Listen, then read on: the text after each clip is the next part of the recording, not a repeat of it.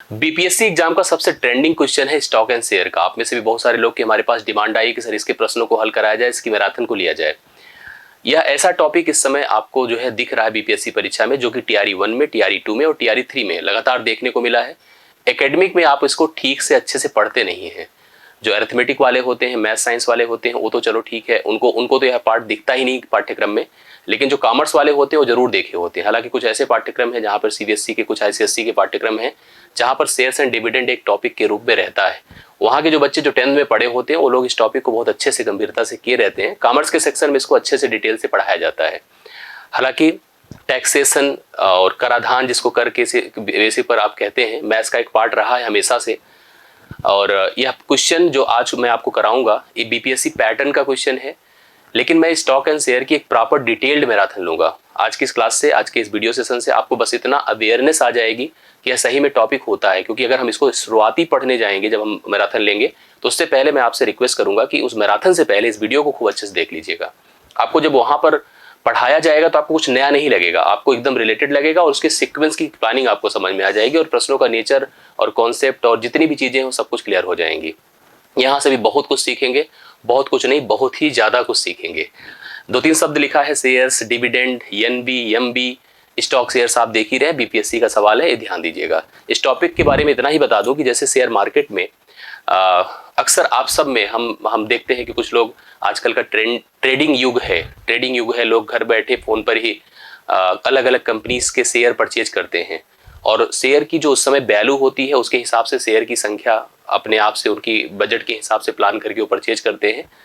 जब उस शेयर की प्राइजेस बढ़ जाती हैं, मार्केट वैल्यू उसकी अप्रिसिएट हो जाती है, तो उस समय वो उस शेयर को सेल करते हैं, या उसका लाभांश सेल करते हैं, या पूरे शेयर की वैल्यू को ही सेल कर देते हैं और लाभ कमाते हैं। और उतने ही पैसे का उपयोग करके कुछ अन्य शेयर खरीदते हैं, ज्यादा संख्या में खरीदते हैं, जिसकी पॉसिबिलिटी आगे चल करके बड़ी प्रॉफिट देने वाली होती है। वहां से शेयर को परचेज करके चीजों को आगे होल्ड करते हैं। मैं कुछ 1-2 शब्द आपको समझा दूं।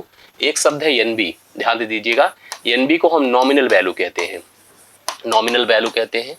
इसे हम लोग फेस वैल्यू भी कहते हैं, फेस वैल्यू भी कहते हैं। जो आप ऐसे समझिए, कोई सामान है, जैसे आपने देखा होगा कि आप जो परचेज करते हैं कोई भी वस्तु, चाहे किताब हो, फोन हो, कॉपी हो, कुछ भी हो, आप उस पर देखते हैं कि एक एमआरपी लिखी होती है, मैक्सिमम रिटेल प्राइस। उससे ज्यादा रिटेलर उससे उस वस्तु का पैसा हमसे नहीं ले सकता है।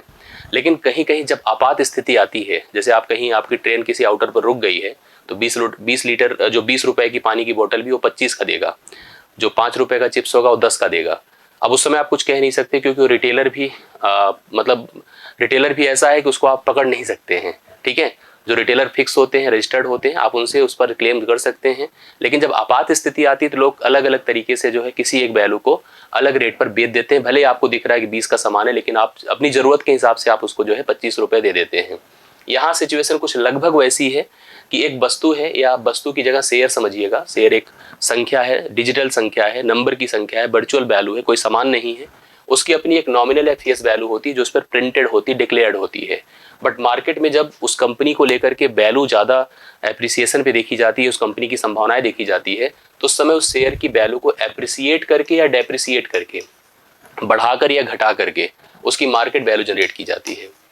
अगर आपने किसी बजट के तहत कुछ शेयर परचेज किया, सपोज करो एक शेयर की मार्केट इस समय फेस वैल्यू 25 रुपए है और आपके पास इस समय 10,000 रुपए हैं टोटल शेयर परचेज करने के लिए, तो आप 10,000 रुपए का निवेश कर दो और 25 रुपए के हिसाब से 2500 के 100 आपने 400 शेयर परचेज कर लिया, 400 शेयर परचेज कर लिया।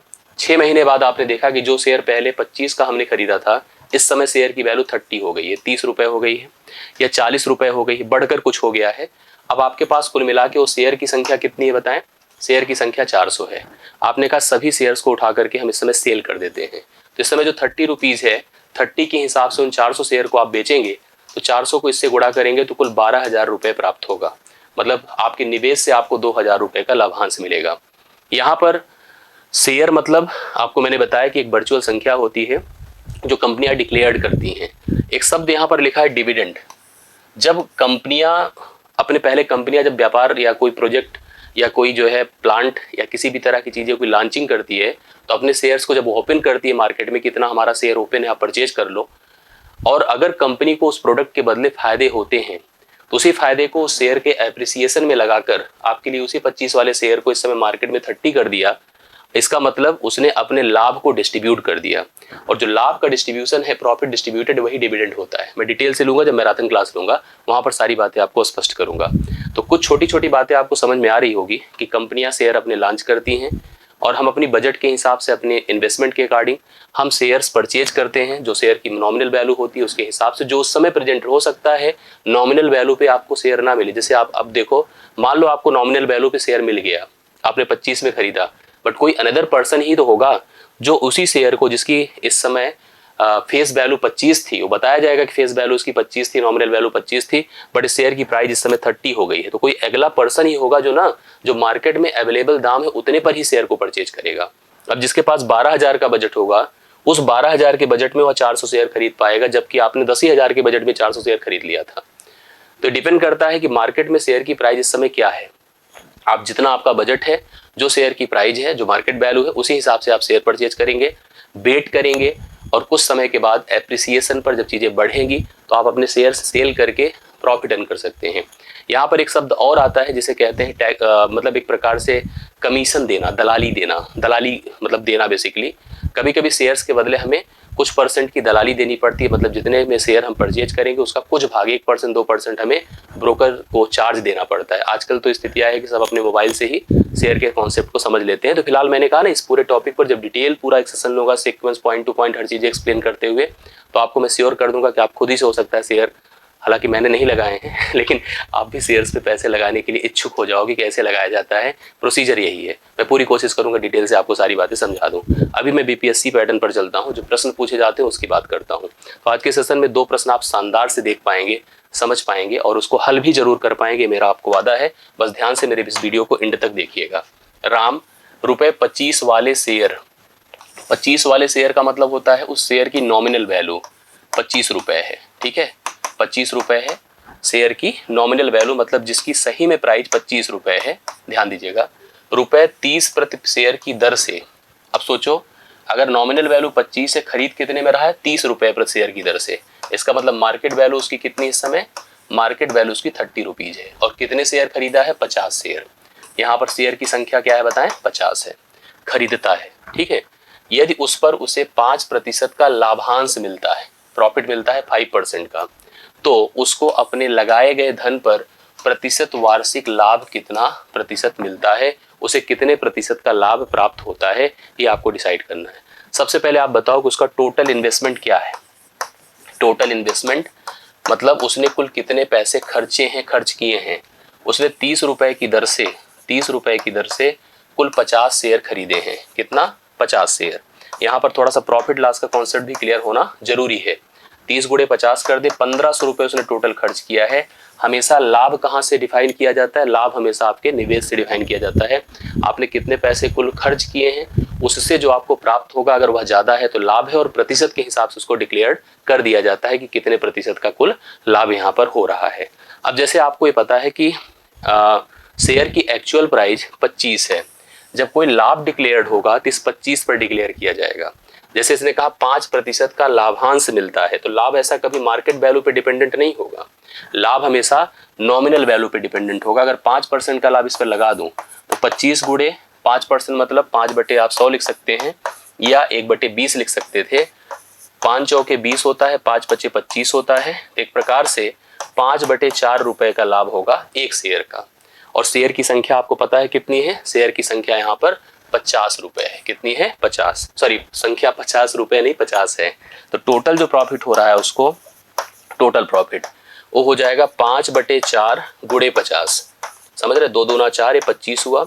25 पंचे 125/2 करेंगे तो 62.5 रुपए का उसे कुल फायदा हुआ है। टोटल 1500 खर्च करने पर 62.5 का फायदा है, लाभ है। तो एक प्रकार से जैसे अगर लाभ हानि आपने पढ़ा है तो इसको बोलो क्रय मूल्य, क्योंकि ये लगाया है और इतने का हुआ है प्रॉफिट। लाभ, लाभ का प्रतिशत, लाभ का मान 62.5 गुणे 100 बटा क्रय मूल्य कितना है 1500। दशमलव चाहे तो हटा दे, 1 जीरो बढ़ जाएगा, 2 जीरो ऐसे ही खत्म हो गए। 5 से डिवाइड करें, 5 या 15 30 हो गया। 5 1 के 5, 5 दूना 10, 5 पचे 25 हुआ। 5 छंगे 30 हुआ, 5 25 बार हुआ। 25/6 है, 25/6 है। 6 चौके 24, 4 से ही 1/6% का ओवरऑल उसे वार्षिक लाभ हो रहा है। ऑप्शन नंबर ए इस प्रश्न के लिए राइट सोल्यूशन है। आशा करता हूं आपको यह प्रोसेस या प्रक्रिया समझ में आई होगी। सबसे पहले हमने देखा कि जिस शेयर को हम परचेज करने जा रहे हैं उसकी रियल वैल्यू 25 है, ठीक है। मार्केट में 30 में अवेलेबल है। एक व्यक्ति ने 50 शेयर परचेज किए, कुल 1500 रुपये खर्च किया। कंपनी जो है 5% का लाभ दे रही, डिक्लेयर्ड कर रही, 5% का लाभ हमारी तरफ से ले लो, ले जाओ। लाभ हमेशा नॉमिनल वैल्यू पर ही डिफाइन होगा, जो रियल वैल्यू उसकी है। 25 का 5% किया, इतने रुपए का लाभ हो रहा है 5/4 का एक शेयर पर। कुल शेयर उसने खरीदे थे 50, तो टोटल लाभ इतना हो गया। 1500 के निवेश पर खर्च पर उसे 62.5 का लाभ हो रहा है, तो इसका मतलब 62.5 गुणे 100/1500, 4 से 1/6% का लाभ उसे ओवरऑल यहाँ पर हुआ है। आशा करता हूँ यह क्वेश्चन या कॉन्सेप्ट आपको समझ में आ गया होगा। क्लियर है? निकाल लीजिए, समझ लीजिएगा। एक और प्रश्न करेंगे जिससे और भी यह प्रोसेस आपका क्लियर हो जाए। एक और अच्छा सा क्वेश्चन आपके सामने बोर्ड पर अवेलेबल है।